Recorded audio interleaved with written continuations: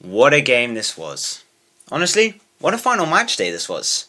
This was absolute chaos. But we're here to talk about the Chelsea game. If you want me to review the whole match day, just let me know down in the comments. Chelsea 3, Napoli 2. Drama, quality, chaos, and just enough defensive panic to remind us we're still watching Chelsea Football Club. Honestly, this was one of those matches where you finish it and think, yeah, this is why I love football.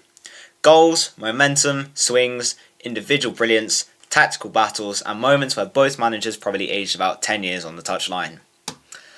So today, we're breaking it all down. How Chelsea won this game, who stood out, what went wrong, and most importantly, what this performance tells us about where Chelsea are right now. Let's go. This was definitely a game where I was actually quite nervous going into it. We don't have the best away record in the Champions League this season, which consisted of losses against Atalanta and Bayern Munich and a draw to Karabakh. Not to mention that Napoli had been undefeated at home for something like the last 14 months. But before we start, it is imperative that we talk about Chelsea's starting lineup. I was mostly happy with this, except for the exclusion of Cole Palmer, who was starting on the bench. This was something I put out on my Instagram story for quite literally no reason. But I did. I didn't notice it in the game until the game started, but Reece James was also playing at centre-back. Certainly a weird choice, but anyway. The game started off well for Chelsea, with the Blues gaining some momentum. Then a free kick in the 17th minute led to a Napoli handball, which resulted in a Chelsea penalty, which Enzo Fernandez slotted in easily. After this, I felt Chelsea sort of just sat back a bit as they continued to build up from the back. This resulted in Napoli managing to score the equaliser through Vergara, and then Rasmus Højlund scoring the goal to take Napoli into the lead. Yeah, things weren't looking good. Now, this was why I wanted Cole Palmer to start. Without him, there was not much creativity.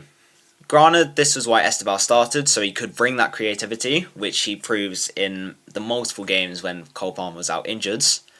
But he didn't really have a good game tonight, so this resulted in Chelsea just building up from the back, and this indecision really cost us as Chelsea failed to clear their lines and our defence collapsed, which allowed Napoli to run through and score. So the first half ended 2-1. We would need some serious changes if we wanted to come back and draw, because, mind you, I had no hope we would win, given we lost last time out in Italy and Napoli haven't lost at home for 14 months. I really wanted Cole Palmer to come on, and it seemed Liam Rossignol had heard me, because Pedro Neto made way for Cole Palmer after half-time.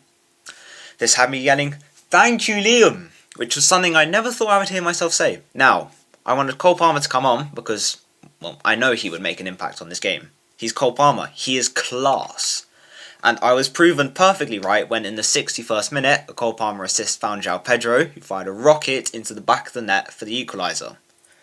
I think it was something from like 20 yards or something. But yeah, this had me hoping we could bring it home for a draw. But it seemed Chelsea had other ideas, as another Palmer ball finds João Pedro, who runs on the line before slotting it into the back of the net.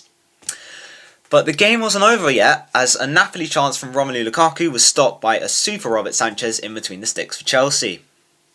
So the game ended 3-2 to Chelsea. This was a win nothing short of a miracle if you ask me. And here's why. There were certainly a few issues with Chelsea's offensive structure, especially in transition. Too often Chelsea were caught between pressing and sitting off, and they were unsure whether to step up or drop deep. And that indecision was exactly what Napoli exploited for both of their goals. There was too much space between the midfield and the backline, and once Napoli broke through that first press, the defence looked exposed. Another concern was playing out from the back under pressure. The idea to me makes sense in theory, but in practice, I don't really think it works. It nearly cost us multiple times, which has been proven time and again in multiple games by us and by multiple teams. I don't know why Man United immediately comes to mind. So, something needs to be changed there to make the theory function properly to be effective in games. This is why when against Napoli's press, Chelsea were too slow to move the ball and hesitant in possession. And that invited Napoli to bring in pressure we didn't need, which eventually cost us the 2 goals. This is something we need to work on when preparing for West Ham on the weekend and Arsenal on Tuesday. And against Arsenal especially, that is dangerous. They thrive on turnovers high up the pitch, and if Chelsea aren't sharper and more decisive, We're already 3-0 down on aggregate, and that could result in a very long night. Especially one for me, because right now I'm thinking about whether I should do a watch-along for that. Because, it's on ITV and it's free. But anyway, there was also the issue of starting intensity versus game control. And by this, I mean Chelsea began brightly, then they dropped off, and then they had to fight their way back into the match. It worked out this time, and the emotional rollercoaster is exciting, but it's not sustainable. Top teams control games. I hate to say it, that's what Arsenal do, that's what Real Madrid did in their prime, that they're not doing now. And Chelsea, we still ride the rollercoaster. We need to control the games. And finally, we need to talk about team selection. Leaving Cole Palmer out nearly cost us the game. Granted, he may have an injury of some sort, and Rossignol was looking to preserve his fitness. I get that. But creativity was severely lacking in the first half, and it only took bringing on Cole Palmer to change that, which really goes to show how good he is and the effect he has on games. Now, with the bad stuff all out of the way, we must talk about the good stuff. First of all, mentality. This Chelsea team went behind away from home against an unbeaten Napoli side and still found a way to win. That deserves serious credit. In previous seasons, heads would have dropped. It could have gone from 2-1 to 3-1 or even 4-1. Here, Chelsea kept pushing. And that brings me on to Cole Palmer. Man, what an impact he had. He came on at half-time and he completely changed the game. 2 assists, constant movement. He was always demanding the ball, always moving the ball forward to try and find João Pedro. And this is exactly why he has to start in big games. He sees passes others don't, and more importantly, he executes them to precision. João Pedro also deserves huge praise. 2 goals, both taken with confidence and composure. His movement was sharp, his finishing was ruthless, and he punished Napoli when it mattered most. That partnership between Palmer and João Pedro is something Chelsea should absolutely be building around.